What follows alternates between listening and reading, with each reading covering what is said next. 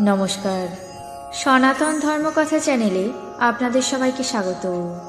আজ পদ্মপুরাণের সৃষ্টিখণ্ডের চতুর্থ অধ্যায়ের তৃতীয় পর্ব শুরু করব। নারায়ণং নমস্কৃত্য নরং চৈব নরোত্তমং দেবীং সরস্বতীং ব্যাসাং ততো জয়মুদীরয়েৎ।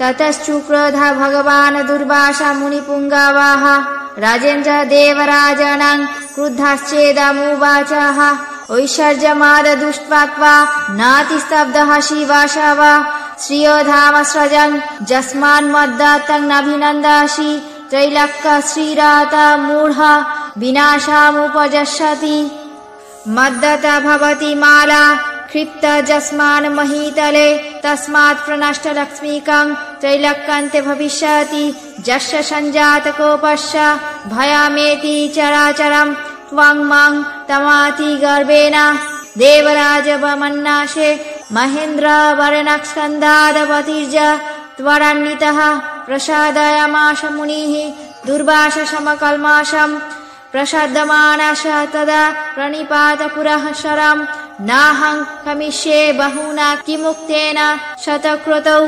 इत्युक्त्वा प्रयाजौ विप्र देवराजोऽपि त्वं पुनः आरूढः ऐरावतं नागं प्रजायामरावतीं ततः प्रभृति निःश्रीकं सशत्रुं भुवनत्रयं न जग्ग सम्प्रवन्ते न तपस्यन्ति तापसाः न च धनादि दीयन्ते नष्टप्रायं भूजगत् एवमत्यन्तनिःश्रीके त्रैलोक्य सत्यवर्जिते देवान् प्रतिबलज्जगं चक्रुर्दैत्य दानवः विजितस्त्रिदश दैत्यैरीन्द्राद्दा शरणं जजु पितामहं महाभागं हुताशानपुरागमः यथावत् कथिते देवैर्ब्रह्मा प्रह तथा सुरान् हिरदस्य त्वरङ्कुलं जगामसहितः सुरैः।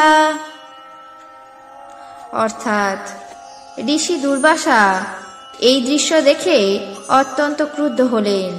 তিনি ক্রুদ্ধ হয়ে দেবরাজ ইন্দ্রকে বললেন, বাসব, ঐশ্বর্যের অহংকারে তোমার মন কলুষিত হয়েছে, তুমি অত্যন্ত অহংকারী হয়েছ। আমি তোমাকে শ্রীনিকেতন মালা অর্পণ করলাম, আর তুমি তা অভিনন্দন করলে না।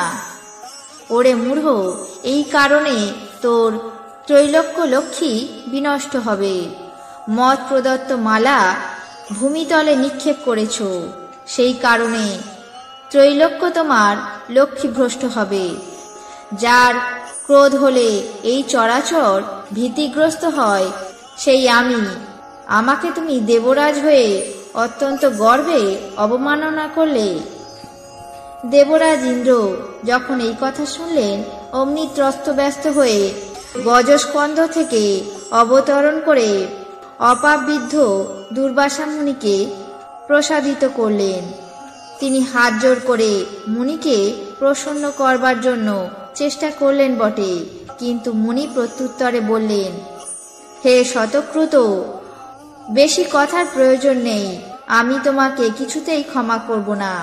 এই কথা বলে দুর্বাসা প্রস্থান করলেন। দেবরাজ পুনরায় ঐরাবতে আরোহণ করে অমরাবতীতে গমন করলেন। সেই সময় থেকে ইন্দ্রসহ ত্রিভুবন শ্রীহীন হয়ে পড়ল।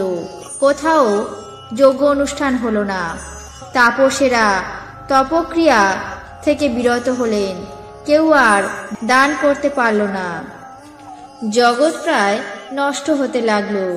এইভাবে ত্রৈলোক্য একান্তই প্রায় শ্রীহীন হয়ে পড়লে দৈত্য দানবগণ দেবতাদেরকে সবলে আক্রমণ করল। তখন ইন্দ্র এবং অগ্নি আদি দেবতাগণ দৈত্যদের কাছে পরাজিত হয়ে মহাভাগ পিতামহের শরণাপন্ন হলেন। দেবগণ তার কাছে যথাযথ সমস্ত ঘটনা বর্ণনা করলে ব্রহ্মা তাদেরকে অভয়বাণী বললেন এবং দেবতাগণ সেই সময় ক্ষীরোদ সাগরের উত্তর কূলে গমন করলেন। আজ পদ্মপুরাণের সৃষ্টিখণ্ডের 4th অধ্যায়ের 3য় পর্ব এখানেই শেষ করছি। বাকি অংশ আগামী পর্বে পাঠ করে শোনাবো।